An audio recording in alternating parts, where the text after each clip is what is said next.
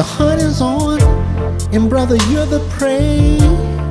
Serving time in jail, it just ain't the way. I'm living so hard, baby, that my hair's gray. We got to make a change. Greetings, kings and queens. I would like to thank Brother Toad for coming up over here and allowing me to do this interview with him.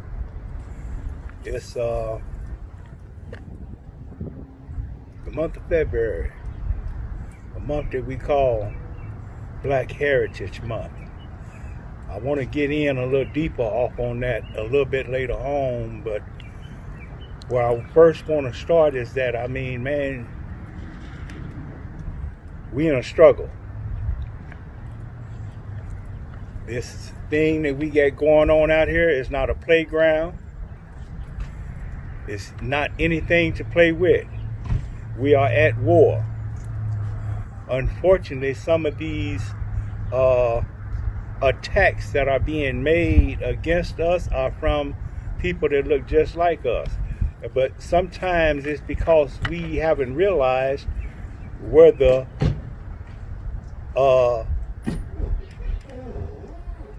mechanics of this war first started.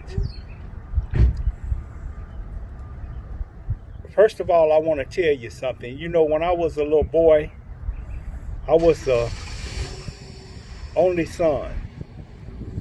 I had a mother, and at the time I had two sisters. And as a little boy, my dream was to grow up one day and become a man and have my own family and take care of my mother and my sisters. I dreamed about having a ranch, having horses, growing my own food, doing everything that I needed to do to make sure that they were safe and okay. Like a lot of our youth today, I lost contact with that dream. I got involved off into different little things out here off in these streets, and I lost myself.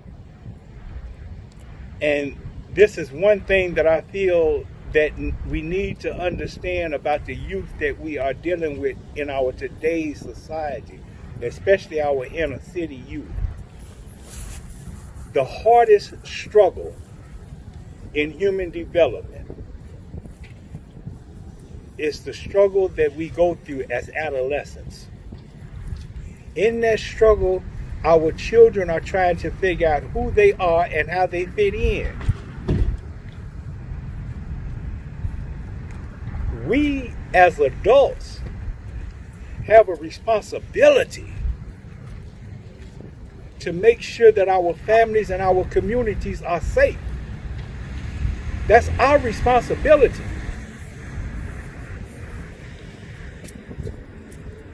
I just got back home. I welcome you all to the block. This is Oklahoma City, Trey 5. This is where I grew up at. I've always took pride in this community because our community, I believe, can be a model for other communities, because our whole purpose, irregardless of the wrong that any of us, or the bad choices that any of us has made, our whole purpose has been to protect our families and our communities. We have too many people out here in these communities that sit up and they criticize our young. They criticize black people. This is not only the mindset of Europeans that has that white supremacist mentality. Many of us have a white supremacist mentality because we were taught to hate and despise one another. We were taught that the only person that we can trust and that we can depend on to help us or to rescue us was a white person. And I'm not insulting nobody's religion. Before I say this, please let me say this. I don't insult nobody's religion. Whatever helps you get through your day, whatever gives you strength, man, I salute that. I salute you. But you also got to understand the truth of this fact. Not only did they degrade our women and show our women that no black man could protect her. Not only did they take our children and show our children and our women that no man could protect her. Not only did they take a man and bent him over in front of his black queen and his children and penetrate him, they also gave you a white God.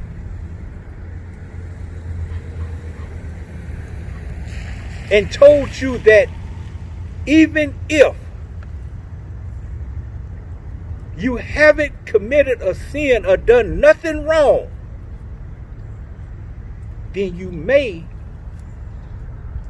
be suffering consequences for things that your ancestors have done. And these things still carry with us right now today. That's how come when we sit up and we talking about our black youth, it's always with a negative flair.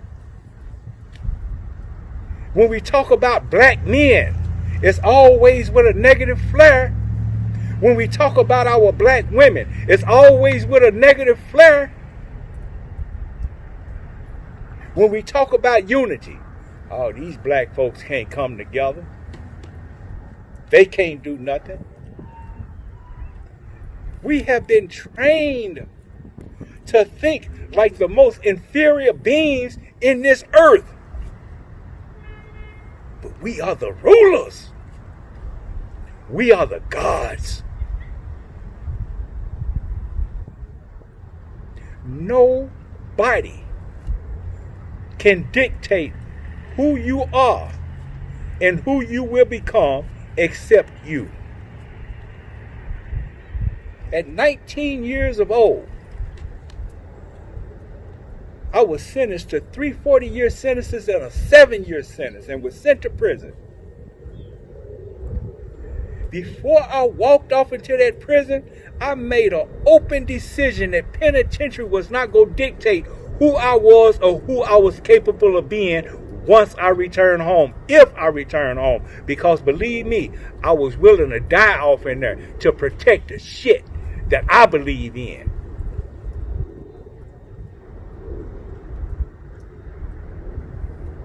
But see, we have a lot of stereotypes and stuff going on, man. And that's what's affecting not only our children, it's also affecting our adults. You have a lot of adults. I'm 62 years old. There's people older than me. They're still struggling with their identity and how they fit in. They so busy trying to impress other people to where they don't even know who the hell they are. You have people running around this street. Excuse my language, I'm trying to keep this shit straight, man. Only thing that people are doing right now is sitting up and gossiping about other people. Gossiping about other people. Gossiping is the most deadly weapon to any family, any community, or any nation. Gossiping. If you can't say it in front of another person's face, don't say that shit to me. And those people that I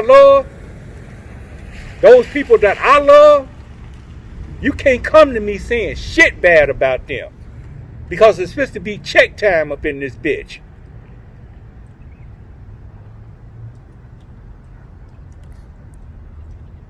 Y'all got these friends and shit that's running around coming back telling you what somebody else done said about you. You need to question the friend. Why in the fuck was they sitting up there listening to that shit? Because the best friend that you can have is the one that's going to be your best friend even when you ain't visible.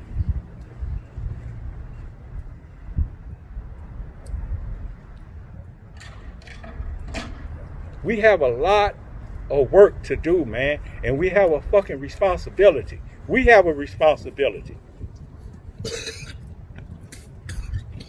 Adults more than anything else. How can we expect our children to be better, to do better, to live better, if we stuck on doing the same shit?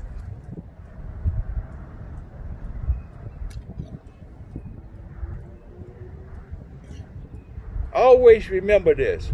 Please, always remember this. Family comes first. Tribe is the extended family, and that comes first. I'm not saying that you're supposed to discriminate against nobody or look at nobody or have no hate for nobody else. What I'm saying, though, is that if you show more respect and more consideration for anybody outside of your family and your tribe, then you are a weapon against us, man. You are a weapon against us.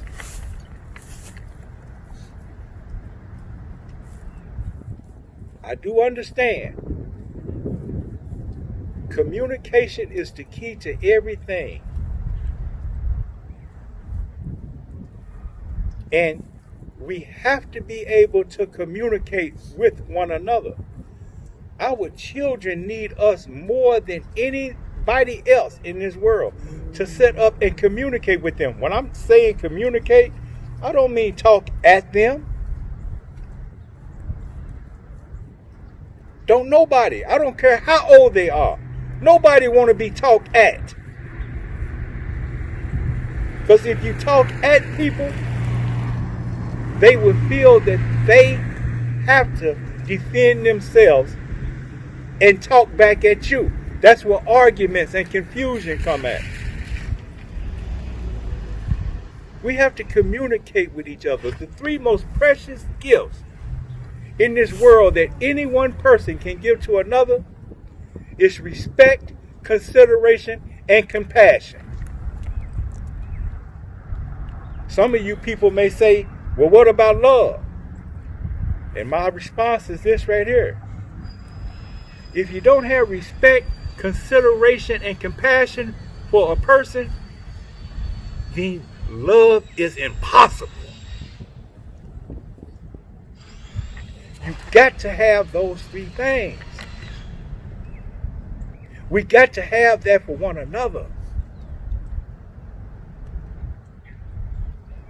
And I got to say this. I am sick and tired of being tired, man, of listening to conversations about how fucked up our children are. How fucked up we are.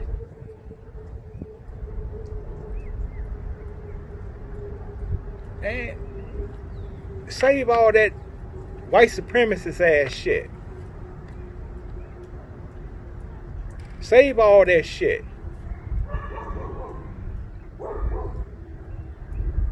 You got to get to the point to where you got to look deep within yourself to understand yourself. If you understand you, then you will understand the world and you will understand the people around you. But you also got to understand this, man. We all got issues. I'm probably one of the most fucked up people that y'all would ever run across in this life. I not only suffer from post-traumatic slave disorder, I suffer from post-traumatic stress disorder. from being in this war for so long. And even though I've been locked up the majority of my life, boy, when it comes down to certain shit,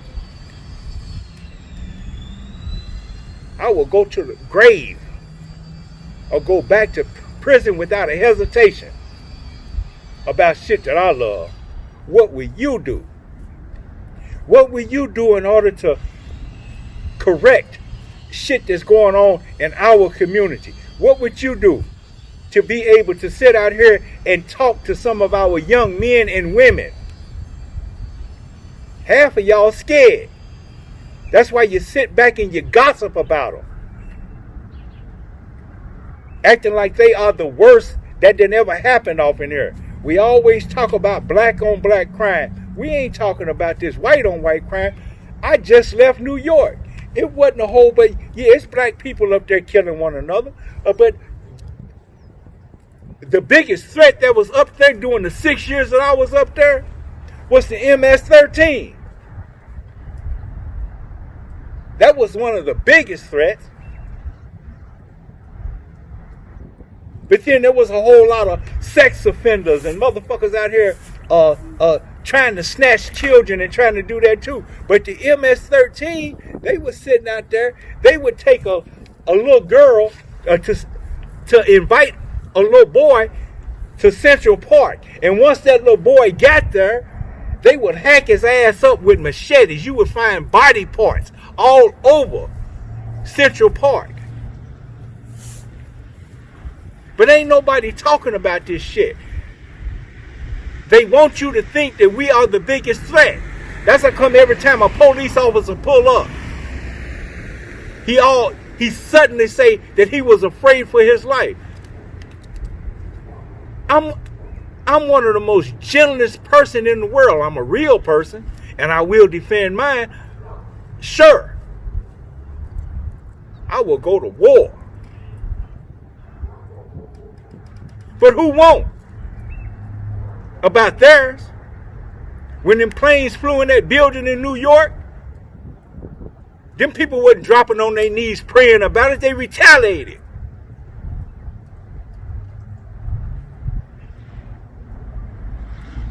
But then we supposed to feel guilty about retaliating about something that we love, somebody that we love, somebody that means something to us. Man, fuck that.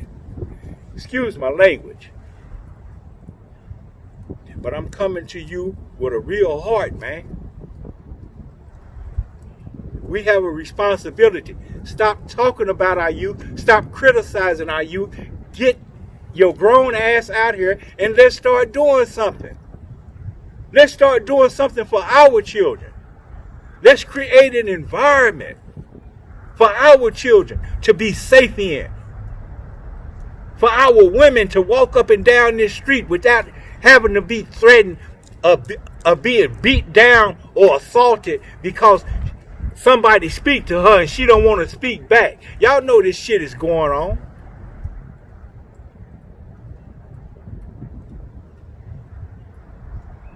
Some of the brothers that some of us may be riding with,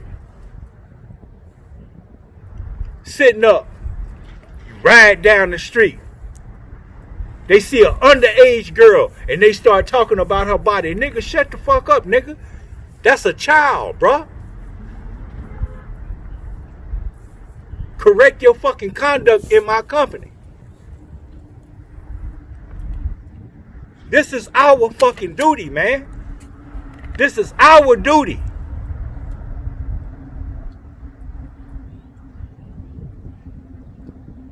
Now I want to get back to one thing that I said I was going to get back to. I said this is the month for Black History Month, February. I study the history of my people every day, all day, every day of the year. Because it's what's important to me. But let me tell you what brought about Negro History Week that took place in the second week of February in the year 1936. After the emancipation of slavery, hoax of the emancipation of slavery, that shit wasn't nothing but a lie, because it was created up under really the 13th Amendment of the United States Constitution, which said neither slavery nor involuntary servitude is permitted unless a person is convicted of a crime. Therefore, they just transformed that shit. They ain't never stopped this shit. That's why they always make the black man, the black woman, and the black child look like a fucking criminal. But between 1880 and 1940, there was an estimate of 2 black people being hung every day in this nation. Carter Goodwin Woodson and his council of black brilliant minds come together, and they decided to use a strategy to counteract the attack against our people. And that strategy was to propagate our greatness. Those positive things that we had to contribute.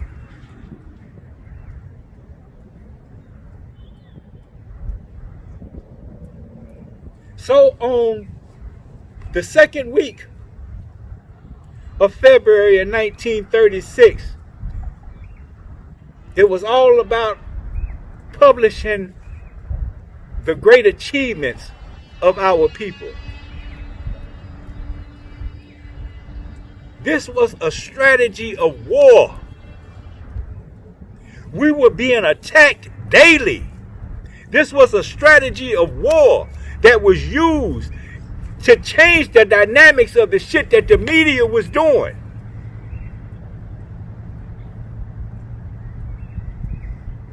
We have to sit around with the intelligent minds, the black minds, the Nubian minds, the minds of the melanin people. We have to sit around and we have to deal with the fact of these wars that we are dealing with. We have to stop buying into their propaganda.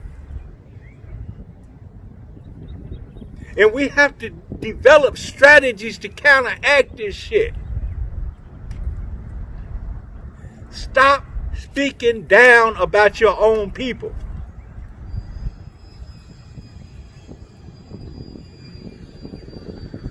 I understand that a lot of people have been disappointed. A lot of people have suffered heartbreaks in love relationships and everything. But I'm not that man that you was fucking with that broke your heart. Why every time you talking about black men, you thinking about him, but you talking about all black men ain't no fucking good? Come on with that shit, man. I know my brothers that I know, that I vouch for, well, they some of the best of the fucking best, you hear me? They take care of their fucking children. They do everything that they need to do in order to take care, and they will stand out here in this fucker, and if a motherfucker come down through here shooting, then guess what? We go all lay down and die in this bitch, and we go survive together. We are the fucking protectors. So stop sitting up buying into this white supremacist propaganda ass shit. Speak well about yourself. Believe in yourself. And believe in one another. Father, Son, Holy Ghost. Love you. Love you, bro. Is there any questions that you got to ask me, bro? Something that you want me to add to that, bro? No, you on point. We good. Hey. I don't want to take up too many people's time, man. And believe me, if the brother asks me, we will do this again sometime on a different subject, because, man, I can go on and on, because this matters to me. This matters to me. I love my family. I love my block. I love my people, man. This shit matters to me. If it don't matter to you, please ask yourself, what's wrong? And one more thing before we close. One more thing. I got to say this. Man, stop saying this fucking shit that children are fucked up because they living in single parent homes and shit. Stop saying that shit. It ain't single parent and home that do that shit. Every human being was gifted with one thing that nothing else in creation was gifted with. And that's the ability to choose. Some of y'all call it willpower. Every human being was given that ability. I made bad choices because I wanted to make bad choices. It didn't have shit to do with my mother or nobody else. I made those choices. Don't blame the parents for the decisions that the children make. Instead, work as a community and come out here and try to communicate and talk to the children as a group. Try to let them know that there's certain shit that won't be tolerated in the house or on the block. Some of y'all may say, well, some of these people is crazy. I done seen some of the craziest ass people in the world that was really crazy. But you know what? The craziest motherfucker in the world, when he realized that there's a real threat, I don't give a fuck how crazy it is, he'll straighten his ass up.